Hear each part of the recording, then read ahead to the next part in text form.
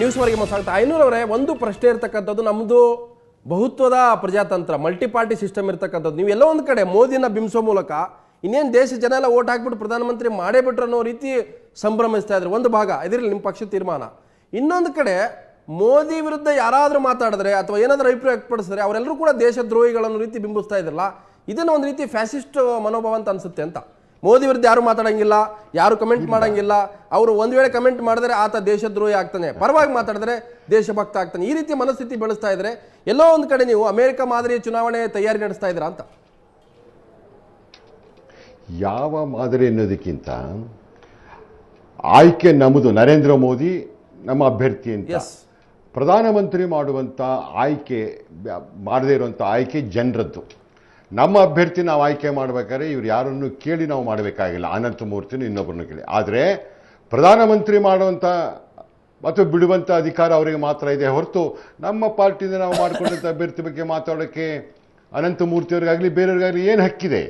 ನನ್ನ ಪಕ್ಷದ ನಾಯಕನ ಯಾರಾಗಬೇಕು ಅಂತ ತೀರ್ಮಾನ ಮಾಡೋರು ನಾವು. ಪ್ರಜಾತಂತ್ರದಲ್ಲಿ ನಂಬಿಕೆ ಇರೋದಾದರೆ ನನ್ನ ಪಕ್ಷದ ತೀರ್ಮಾನ ನನಗೆ ಸಂಬಂಧಪಟ್ಟಿದ್ದು ಹೊರತು ಯಾರು ಹಾದಿಗೆ ಹೋಗೋರು ಬೀದೆ ಹೋಗೋರು ಮಾತಾಡಕ್ಕಾಗೋದಿಲ್ಲ. ಅನಂತಮೂರ್ತಿ ಒಬ್ಬರು ಎರಡನೇದು,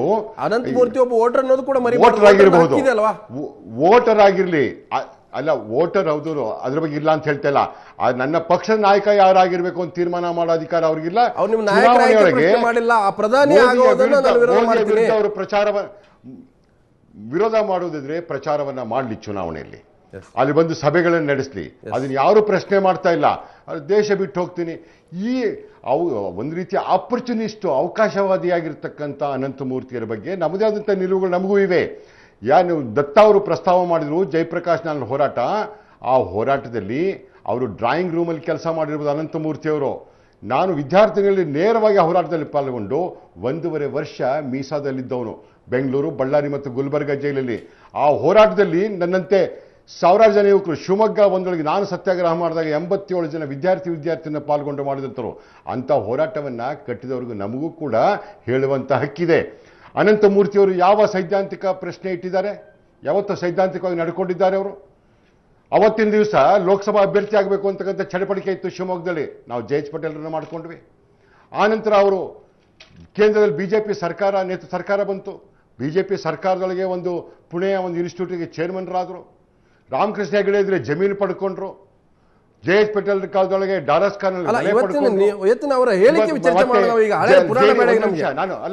ಒಂದೇ ನಿಮಿಷ, ನನ್ನ ಮಾತನ್ನು ಬಹಳ ಲೇಟಾಗಿ ಕೊಟ್ಟಿದ್ದೀರಿ, ನನ್ನ ಮಾತು ಹೇಳಕ್ ಬಿಡಿ. ಆಮೇಲೆ ದೇವೇಗೌಡರನ್ನ ಹಿಡ್ಕೊಂಡು ರಾಜ್ಯಸಭೆಗೆ ಹೋಗಿ ಕುಮಾರಸ್ವಾಮಿ ಅನಂತಮೂರ್ತಿ ಅಂತ ಹೇಳಿ ಜಾಡಿಸಿದ್ರು. ಪ್ರತಿಯೊಂದು ಕಾಲಘಟ್ಟದಲ್ಲಿ ಲಾಭವನ್ನ ಪಡ್ಕೊಳ್ಳಕ್ಕೆ ಹೊರಟಂತ ಅನಂತಮೂರ್ತಿ, ನಿಮ್ಮ ಮನಸ್ಥಿತಿ ಹೊಗಳೋದ್ರ ಬಗ್ಗೆ ನಮ್ದೇನು ತಕರಾರಿಲ್ಲ. ಆತರ ಹಾಗಾದ್ರೆ ಇಂದಿರಾ ಗಾಂಧಿ ಅವರಾದಾಗ ಸಾಮೂಹಿಕವಾದಂತ ನರಮೇಧ ನಡೀತಲ್ಲ ಸಿಕ್ಕರಿದ್ದು, ಅದ್ರ ಬಗ್ಗೆ ಏನ್ ಹೇಳ್ತಾರೆ? ಹಾಗೆ ಗುಜರಾತ್ 2002 ಬಗ್ಗೆ ಇವತ್ತು ನಿಮ್ಮ ನರೇಂದ್ರ ಮೋದಿ ಒಂದು ಕ್ಷಮೆನೂ ಕೇಳಿಲ್ಲ, ಒಂದು ವಿಷಾದ ಕೂಡ ವ್ಯಕ್ತಪಡಿಸಿಲ್ಲ. ನಿಮ್ಮ ಅನೇಕ ನಾಯಕರು ಹೇಳ್ತಿದ್ದಾರೆ ಎಲ್ಲ ಒಂದ್ ಕಡೆ ನಮ್ಗೆ ಆಯ್ತು. ರಾಜೀವ್ ಗಾಂಧಿ ಕೇಳಿದ್ರ, ಸೋನಿಯಾ ಗಾಂಧಿ ಕೇಳಿದ್ರ, ಯಾರು ಕೇಳಿದ್ರು?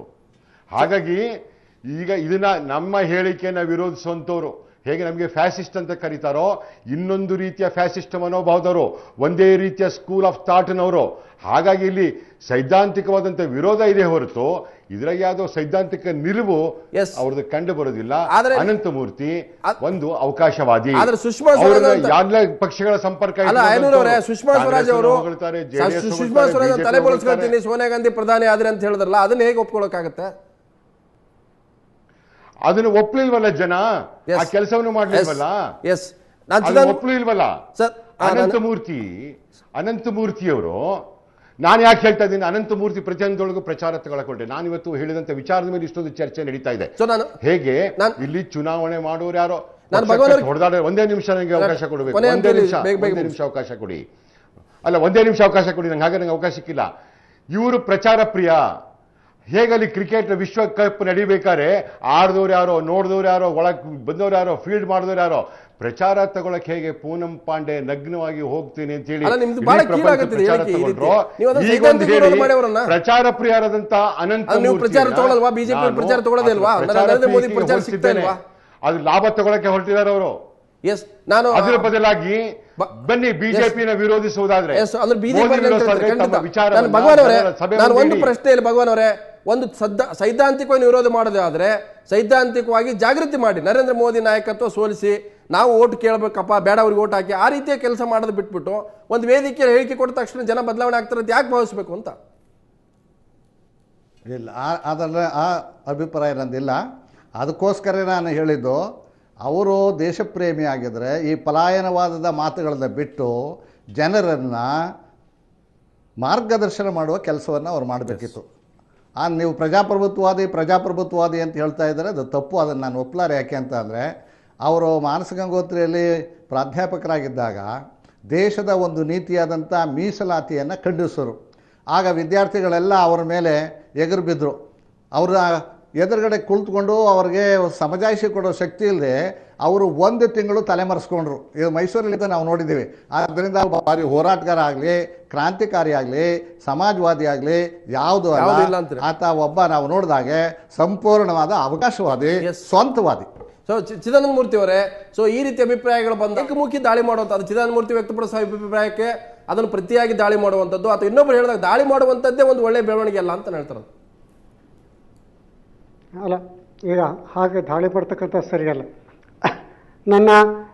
ನನ್ನ ಒಂದು ಅಭಿಪ್ರಾಯವನ್ನು ಸ್ಪಷ್ಟ ಮಾಡಿ. ಈಗ ಹಿಂದೆ, ಕೆಲವು ವರ್ಷಗಳ ಹಿಂದೆ ವಾಜಪೇಯಿ ಅವರು ಪ್ರಧಾನಿಯಾಗಿದ್ದರು. ಆ ಸಮಯದಲ್ಲಿ ಯಾವ ಸಾಹಿತಿಯೂ ಕೂಡ ದೇಶವನ್ನು ಬಿಟ್ಟು ಹೋಗಲಿಲ್ಲ, ಅಥವಾ ಯಾರಾದರೂ ಹೋಗ್ತೀವಿ ಅಂತಲೂ ಕೂಡ ಹೇಳಿಕೆ ಕೊಡಲಿಲ್ಲ. ಈಗ ನಾನು ವಾಜಪೇಯಿ ಅವರು ಪ್ರಧಾನಿಯಾಗಿದ್ದಾಗ ನಾನು ಭಾರತದಲ್ಲೇ ಇದ್ದೆ. ಈಗ ಮನಮೋಹನ್ ಸಿಂಗ್ ಪ್ರಧಾನಿಯಾಗಿದ್ದಾರೆ, ನಾನು ಭಾರತದಲ್ಲಿ ಇದ್ದೇನೆ. ಮುಂದೆ ಯಾರು ಪ್ರಧಾನಿಯಾದರೂ ಕೂಡ ನಾನು ಭಾರತದಲ್ಲಿರ್ತೇನೆ. ಆದರೆ ನನ್ನ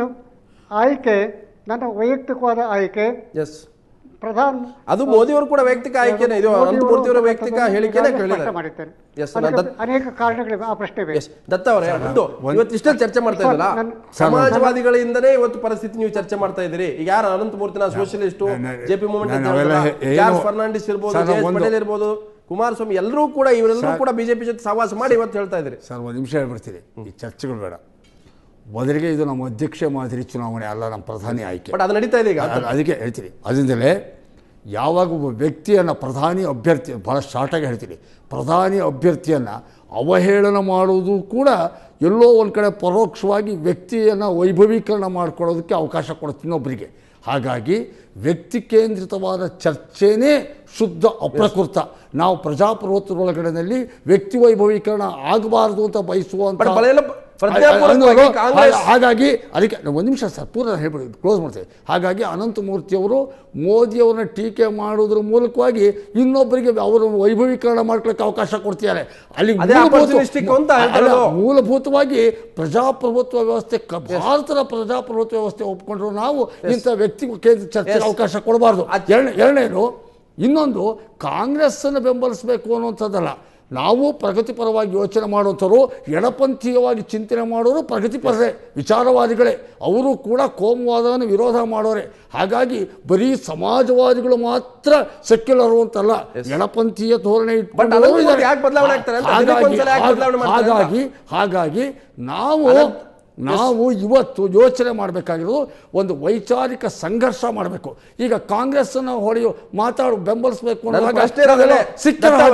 ಸಿಖ್ಖರ ಹತ್ಯೆ ಮಾಡಿದ ಕಾಂಗ್ರೆಸ್ ಮರಿತೀವಿ, ಬಾಬರಿ ಮಸೀದಿ ಕಡೆ ಕಾಂಗ್ರೆಸ್ ಮರಿತೀವಿ. ಹಾಗಾಗಿ ನಾನೇನು ಹೇಳ್ತೀನಿ, ಭ್ರಷ್ಟಾಚಾರ ಅಂದರೆ 2G ಸ್ಪೆಕ್ಟ್ರಮ್ ಮರಿತೀವಿ.